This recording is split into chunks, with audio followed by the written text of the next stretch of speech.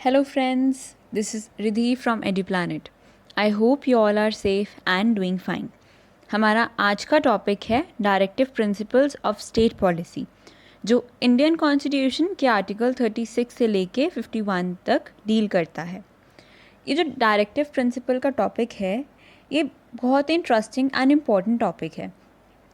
वैसे तो fundamental rights को ही इम्पोर्टेंस दिया जाता है, बट जो directive principles of state policy है वो भी फंडामेंटल राइट्स के साथ ही इम्पॉर्टेंट है। तो आज मैं आपसे डिस्कस करूँगी ये टॉपिक, और जो आर्टिकल्स हैं 36 से लेके 51 तक कि कौन सा आर्टिकल किस चीज़ के साथ डील करता है, ये मैं डिटेल में बताऊँगी। जो directive principle of state policy है वो इंडियन कॉन्स्टिट्यूशन के पार्ट 4 में इंश्राइंड है। उसमें बहुत सारी डायरेक्टिव प्रिंसिपल्स कॉन्स्टिट्यूट हैं जो आर्टिकल 36 से लेके 51 तक कॉन्स्टिट्यूट करती है। जो डायरेक्टिव प्रिंसिपल है वो ये हम कॉन्सेप्ट कहाँ से लाए? इंडियन कॉन्स्टिट्यूशन में ये कॉन्सेप्ट हमारे इंडिया से नहीं आया। ये जो कॉन्सेप्ट है वो इरिश कॉन्स्टिट्यूशन से आया, जिसकी डिटेल्स जो स्पेन से ली गई थी। जब इरिश कॉन्स्टिट्यूशन में देखा गया कि उसमें वहाँ पे डायरेक्टिव प्रिंसिपल्स है और किस तरह से स्टेट फॉर्म करती है, स्टेट का क्या इम्पोर्टेंस होता है, वो क्या इम्प्लीमेंट कर सकते हैं, तो ये सब चीज़ें हमने वहाँ से लिया। तो मतलब ये जो डायरेक्टिव प्रिंसिपल का सोर्स है वो है इरिश कॉन्स्टिट्यूशन।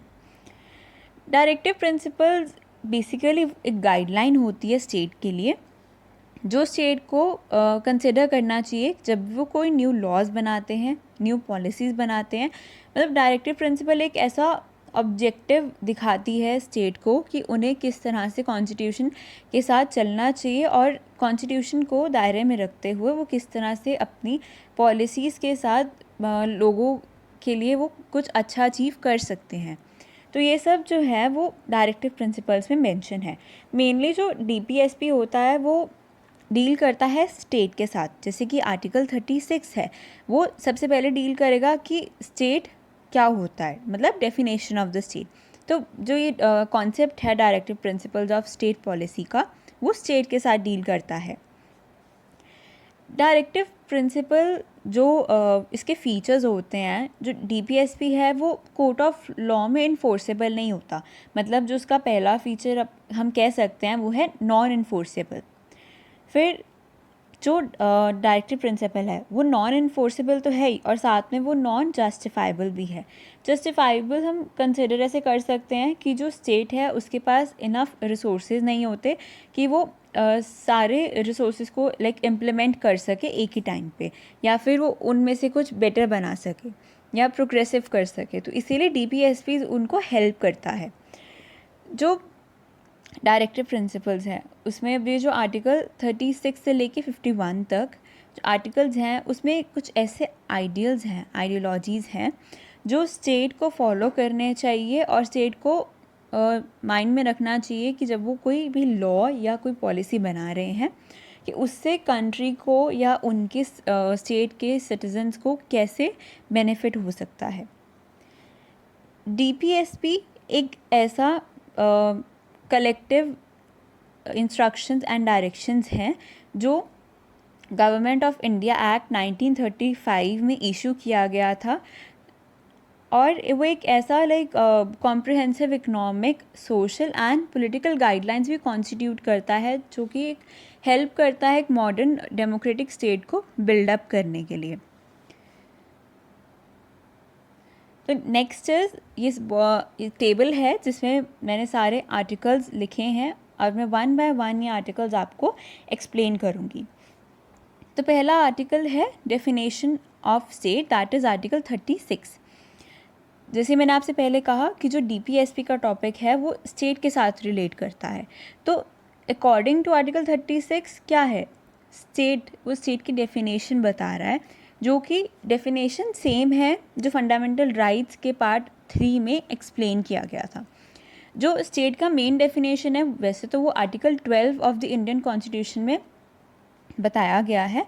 तो अकॉर्डिंग टू आर्टिकल 12 स्टेट होता है जो government of India parliament of India और कुछ ऐसी अथॉरिटीज़ को कंक्लूड कर रहा है जो इंडियन टेरिटरी या फिर गवर्नमेंट के अंडर कोई भी टेरिटरी है उसको कंट्रोल कर रहा है। Then is article 37। Article 37 directive principles of state policy की कोई 2 इम्पॉर्टेंट कैरेक्टरिस्टिक्स वो सामने लाता है। जैसे कि मैंने आपसे पहले कहा था कि जो DPSP का मेन फीचर होता है वो है नॉन इन्फोर्सेबल, मतलब जो DPSP है वो कोर्ट ऑफ लॉ में इन्फोर्सेबल नहीं होता है।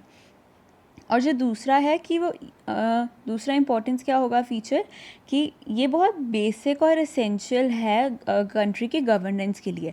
अगर DPSP ही नहीं होगा तो कैसे कंट्री और जो स्टेट है कंट्री के अंदर स्टेट्स वो कैसे चलेंगी। Then next is article 38। Article 38 बात करता है social, political and economic justice की। सोशल, पॉलिटिकल एंड इकोनॉमिक, ये तो मतलब वर्ड से ही हमें पता लग रहा है कि वो कैसे बात कर रहे हैं। सोशल हो गया सोसाइटी के लिए, पॉलिटिकल हो गया जो पॉलिटिकल अथॉरिटीज़ होती हैं, पॉलिटिकल गवर्नमेंट होती हैं उनके लिए, वो उनके लिए जस्टिस होना चाहिए।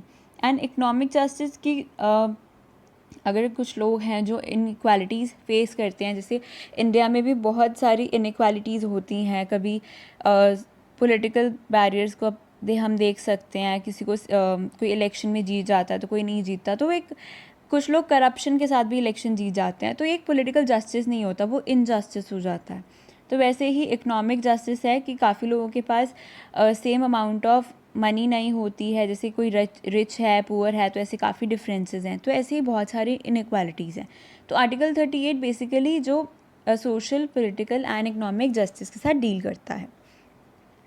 देन नेक्स्ट इज आर्टिकल 39 जो प्रिंसिपल्स ऑफ पॉलिसी के साथ डील कर रहा है। इसमें प्रिंसिपल ऑफ पॉलिसी का मतलब है कि स्टेट को पॉलिसीज़ बनानी चाहिए कुछ ऐसे ऑब्जेक्टिव के साथ जिसमें जो मेन है, वेमेन है या हर कोई सिटीज़न है, इधर चाइल्ड, ओल्ड सिटीज़न, उनको मतलब राइट होना चाहिए एक एडिक्वेट मीन्स ऑफ लाइवलीहुड के, मतलब सबको हक है जीने का, तो वो सबके पास इक्वल राइट होना चाहिए।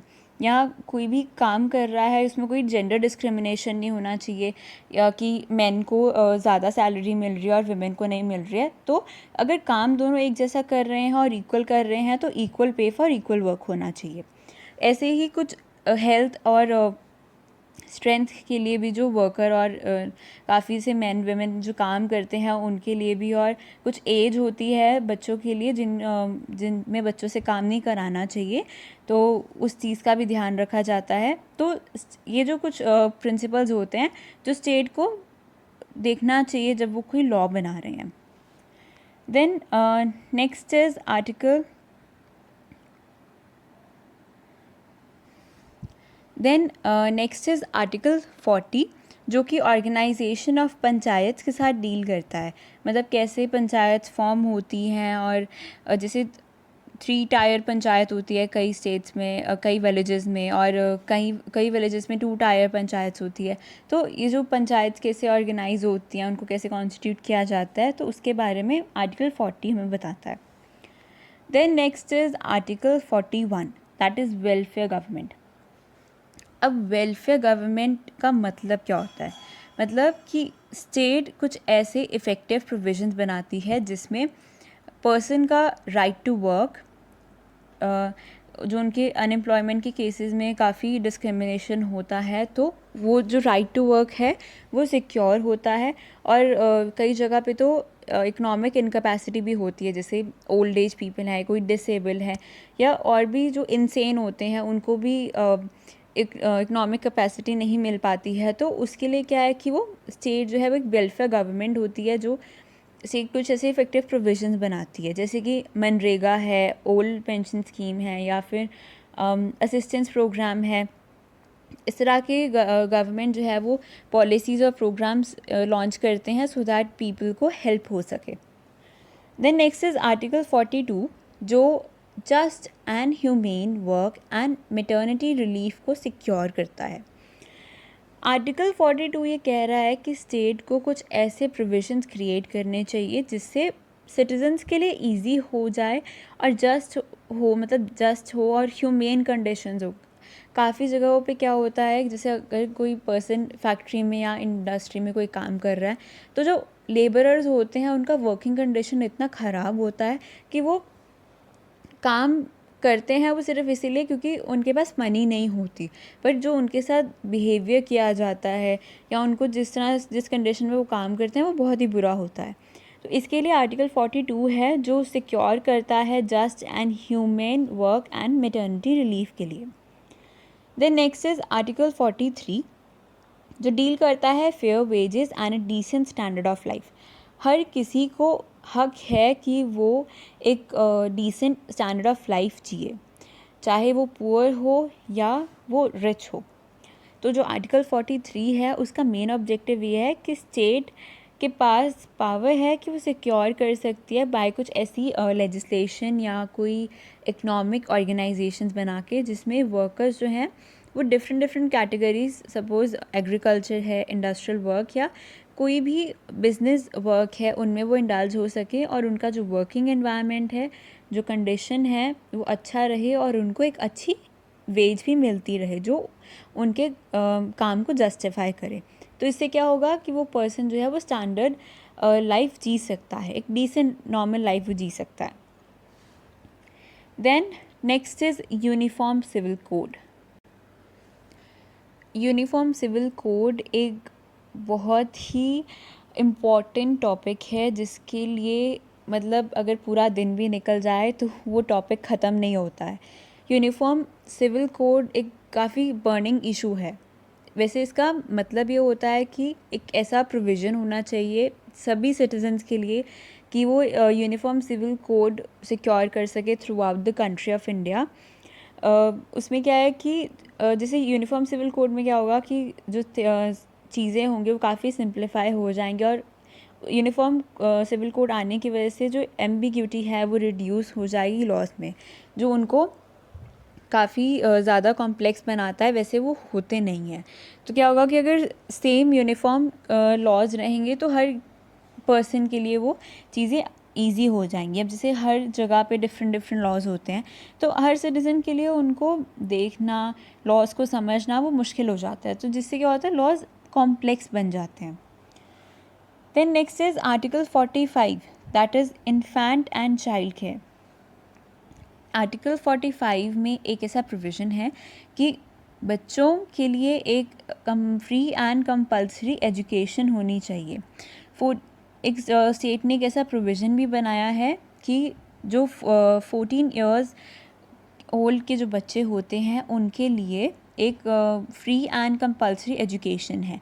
जो पर्सन्स अपने बच्चों को नहीं पढ़ा सकते, जो parents due to any business issue या उनके पास मनी नहीं होती वो अपने बच्चों को नहीं पढ़ा पाते हैं, तो I86 अमेंडमेंट 2002 के द्वारा ये किया गया था कि जो फ्री एंड कंपल्सरी एजुकेशन बच्चों को दी जाएगी। देन नेक्स्ट इज़ आर्टिकल 46 जो कि डील करता है protection of SC, SCs, STs and other weaker sections from exploitation. एक अभी अगर हम जनरल एग्जाम्पल लेते हैं तो आज के टाइम में जो वीकर सेक्शंस होते हैं उन्हें बहुत ज़्यादा इम्पोर्टेंस दिया जाता है, देना भी चाहिए क्योंकि वो भी सोसाइटी का पार्ट है। तो जो आर्टिकल 46 है वो ये डील करता है कि स्टेट को एक स्पेशल केयर प्रमोट करनी चाहिए जो इंक्लूड करता है economic, social and educational interest जो वीकर सेक्शंस के होते हैं, क्योंकि काफ़ी बच्चे अगर एजुकेशन पार्ट में देखें तो काफ़ी बच्चे ऐसे होते हैं जो पढ़ना चाहते हैं पर उनको चांस नहीं मिलता है पढ़ने का।